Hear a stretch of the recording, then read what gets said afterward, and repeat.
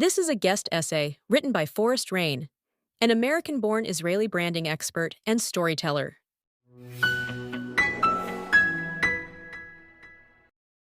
Ours is the most moral army in the world.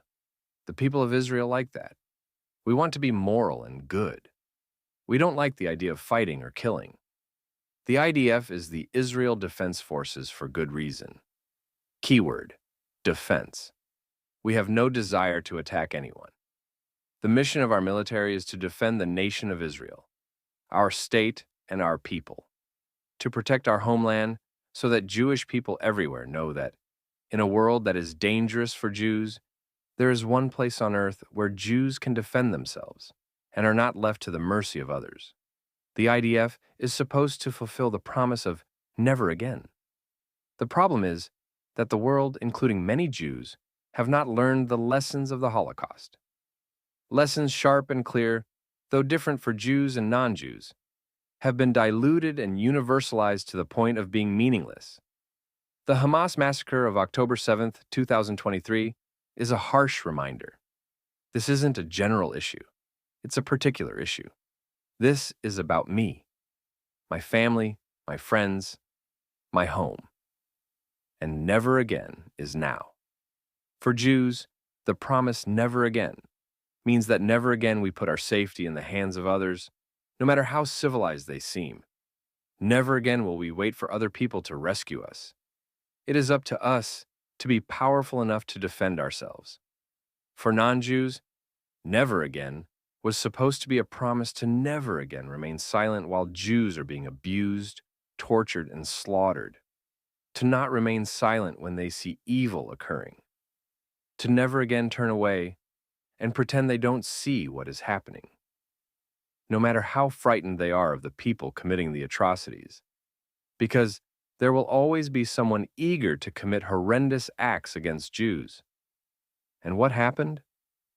Jews built the state of Israel, powerful enough to defend herself from invading armies, prevent enemy states from building nuclear bombs, and even fly across the globe to rescue Jews, targeted for being Jewish.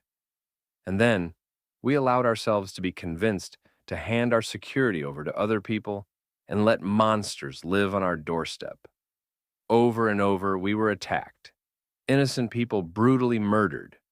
Our country bombarded with missiles, and the so-called civilized nations of the world told us to stand down, that the stronger side can swallow abuse for peace, that the monsters on our doorstep were our chance to live in peace.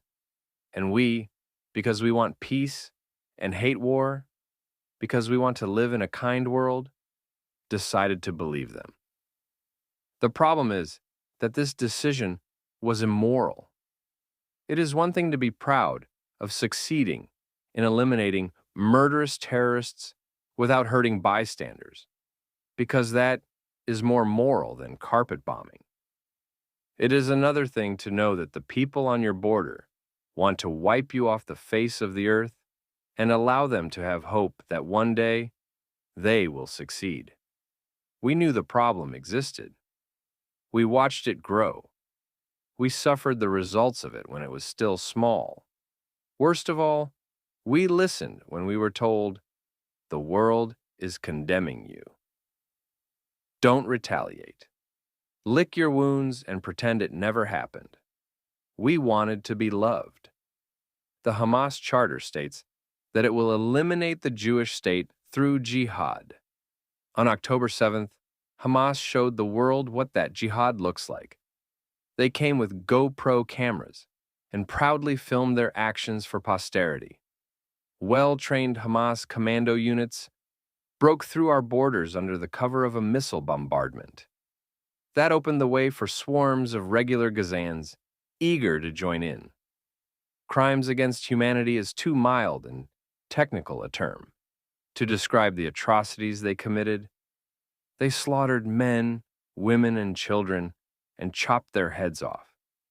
They entered homes, tortured the parents in front of their children, children in front of their parents, gouging out eyes and chopping off fingers, all while eating the family's food and laughing. They gang-raped girls and then ripped their limbs off. They ripped open a pregnant woman's stomach and stabbed the baby. They tied children together and burned them alive. They did more and worse. It is not possible to detail all the horrors. And then they stole money from the wallets of the people they murdered, looted their homes, taking everything from TVs to tractors, identity cards, and passports. And then they took as many hostages as they could get their hands on, including babies and elderly people, entire families, and dead bodies. They came with maps and details about homes, how many people in each family, whether there was a dog or not, all spelled out by individual Gazans, who Israelis had employed for years, doing construction work and odd jobs in their communities. They didn't come as an army trying to conquer an enemy state, soldiers fighting against soldiers.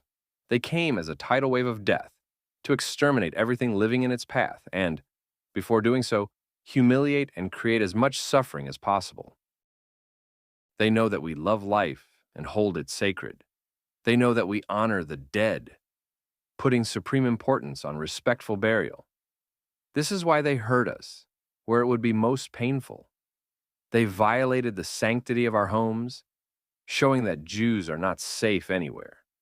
They violated our past, terrorizing Holocaust survivors and bringing the Holocaust into the present with fire, and sending Jews into hiding, where they had to hold their hands over the mouths of babies, praying that they wouldn't make a sound so the monsters wouldn't find them. They committed mass rapes of women, grandmothers, and children as more than a byproduct of vicious bloodlust. In the context of people who come from an honor culture, this is the deepest violation, the theft of our honor, a display of utter disgust and domination, dirtying our beloved, grinding them into the earth, and mocking our men who were not able to save them. Dismembering bodies, scattering them, and burning people is not just a matter of gruesome cruelty. The terrorists were given deliberate instructions to commit these acts by people who understand how serious Jews are about respecting our dead and bringing them to a proper burial. They know us well, and they deliberately used everything we care about most to hurt us. And after all this, around the world, we are seeing people marching in the streets, chanting their support for the Hamas-led massacre.